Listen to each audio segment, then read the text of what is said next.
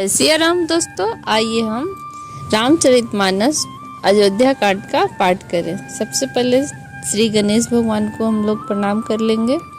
श्री गणेशाय नमः। ओम नमः शिवाय। श्री गुरु चरण सरोज रज निज मन मुकुर सुधार, बरनौ रघुबर बिमल जसु जो दायक फलचार। बुद्धिहीन तन जानिके सुमिरो पवन कुमार, बल बुद्धि विद्या देहु मही हरहु कलेश विकार। सियावर राम जय जय राम। सिया राम जय राम जय जय राम। सिया राम जय जय सिया राम। राम सैल शोभा निरखे भरत हृदय अति प्रेम, तापस तप फल पाए जिमि सुखी सिराने नेम। सियावर राम जय जय राम। श्री राम जी के पर्वत की शोभा को देखकर भरत जी के हृदय में अत्यंत प्रेम हुआ, जैसे तपस्वी नियम की समाप्ति होने पर तपस्या का फल पाकर सुखी होता है। मास परायण 20वां विश्राम, नवान परायण 5वां विश्राम। राम सिया राम जय जय राम। तब के वटे मुझे चढ़ी धावई, कहे भरत सन भुजा उठाई। नाथ देखई पिटप विशाला, पाकरि जम्बू दशाल तमाला। जिन तरु बरन मध्य बटु सोहा, मंज विशाल देखी मनु मोहा। नील सघन पल्लव फल लाला, अविरल छाह सुखद सब काला। मानहु तिमिर अरुण में राशि, बिरच विधि सकली सुषमासी। एतरु सरित समीप गोसाई, रघुबर परन कुटी छह जह छाई। तुलसी तरवर विविध सुहाए, कहु कहु सिय कहु लखन लगाए। बट छाया वेदिका बनाई, सिया निज पानी सरोज सुहाई। राम सिया राम जय जय राम। तब केवट दौड़कर ऊंचे पहाड़ पर चढ़ गया और भुजा उठाकर भरत जी से कहने लगा, हे नाथ, ये तो जो पाकर जामुन आम और तमाल के विशाल वृक्ष दिखाई देते हैं, और जिन श्रेष्ठ वृक्षों के बीच में एक सुंदर विशाल बड़ का वृक्ष सुशोभित है, जिसको देखकर मन मोहित हो जाता है और जिसके पत्ते नीले और सघन हैं और इसमें लाल फल लगे हैं। इसकी घनी छाया तथा ऋतुओं में सब सुख देने वाली है। मानो ब्रह्मा जी ने परम शोभा को एकत्र करके अंधकार और लालिमामयी राशि से रच दी है। हे गोसाई, यह वृक्ष नदी के समीप है, जहाँ श्री रामचंद्र जी पर्णकुटी की छाई हुई है। यहाँ तुलसी जी के बहुत से सुंदर वृक्ष सुशोभित हैं, जो कहीं कहीं सीता जी ने और कहीं कहीं लक्ष्मण जी ने लगाए हैं। इसी बड़ की छाया में सीता जी ने अपने कर कमलों की सुंदर वेदी बनाई है। जय सिया राम। सिया राम जय राम जय जय राम। सिया राम जय जय सिया राम। जहाँ बैठी मुनिगण सहित नित्य सिया राम सुजान, सुनहि कथा इतिहास सब सागम निगम पुराण। सियावर राम जय जय राम। जहाँ सुजान श्री सीताराम जी मुनियों के वृंद समेत बैठकर नित्य शास्त्र वेद और पुराणों के साथ कथा इतिहास सुनते हैं। राम सिया राम जय जय राम। सखा बचन सुनी बिटप निहारी, उमगे भरत बिलोचन भारी। करत प्रणाम चले दो भाई, कहत प्रीति सारद सकुचाई। हर सही निरखी राम पद अंका मानहु परशु पायु रंका। रज सिर धरि अनय नहीं लावई रघुबर मिलन सरिस सुख पावई। राम सिया राम जय जय राम। तेकि भरत गति अकत अतीवा प्रेम मगन मृग खग जड़ जीवा।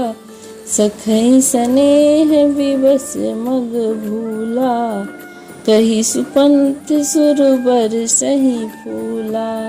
राम सिया राम जय जय राम। निरखई सिद्धि साधक अनुरागे सहज स्नेह सराहन लागे। भूत न भूतल भाव भरत को अचर सचर चर अचर करत को। राम सिया राम जय जय राम। सखा के वचन सुनकर और वृक्षों को देखकर भरत जी के नेत्रों में जल उमड़ आया और दोनों भाई प्रणाम करते हुए चले। उनके प्रेम का वर्णन करने में सरस्वती भी सकुचाती है। श्री रामचंद्र जी के चरण चिन्ह देखकर दोनों भाई ऐसे हर्षित होते हैं मानो दरिद्र दूर हो गया हो। दूर हो गया मानो दरिद्र पारस पा गया हो।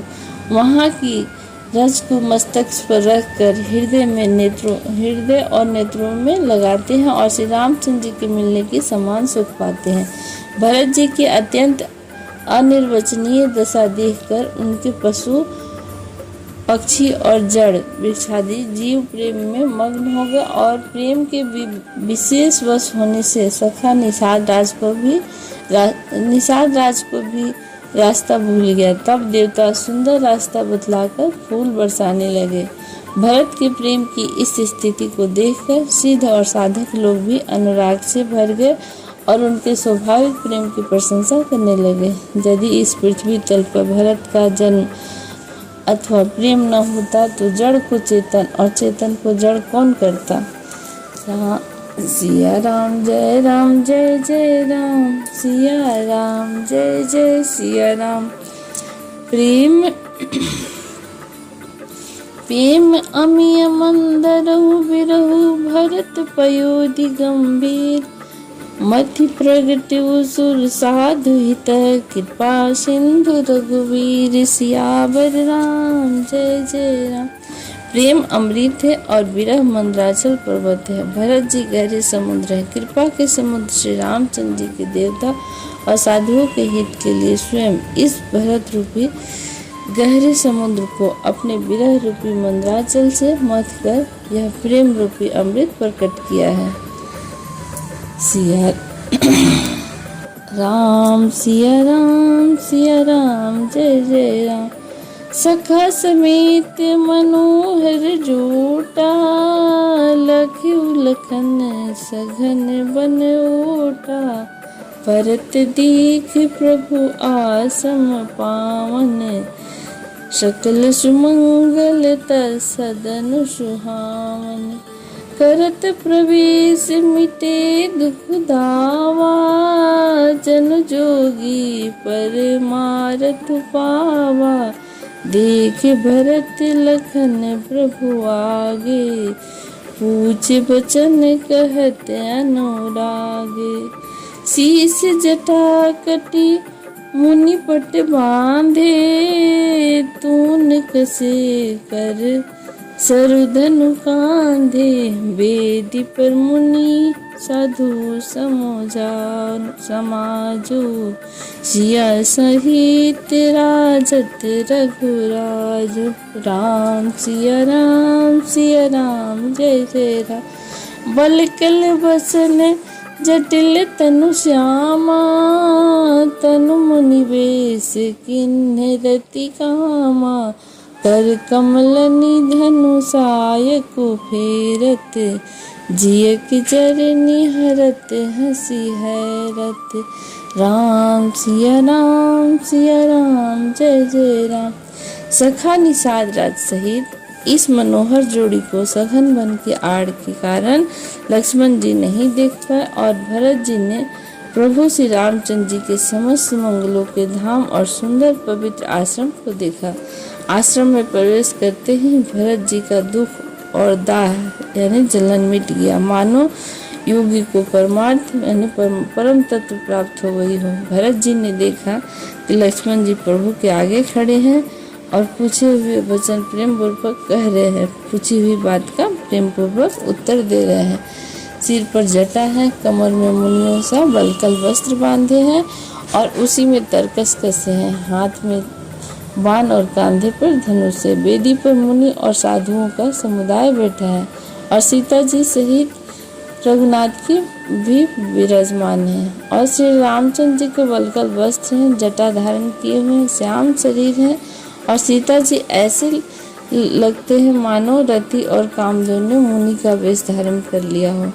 श्री राम जी और अपने कर कमलों के धनुष बाण फेर रहे हैं और हंसकर देखते ही जी की जलन हर लेते हैं, अर्थात जिसकी ओर भी एक बार हंसकर देख लेते हैं उसी को परम आनंद और शांति मिल जाती है।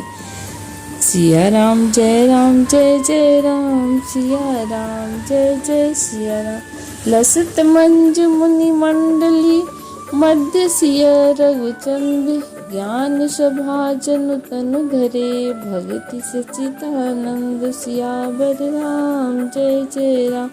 सुंदर मुनि मंडली के बीच में सीता जी और रघुकुल चंद्र श्री रामचंद्र जी ऐसे सुशोभित हो रहे हैं मानो ज्ञान को सभा में साक्षात भक्ति और सचितानंद शरीर धारण करके विराजमान है। जय श्री राम। आगे की कथा अगले एपिसोड में।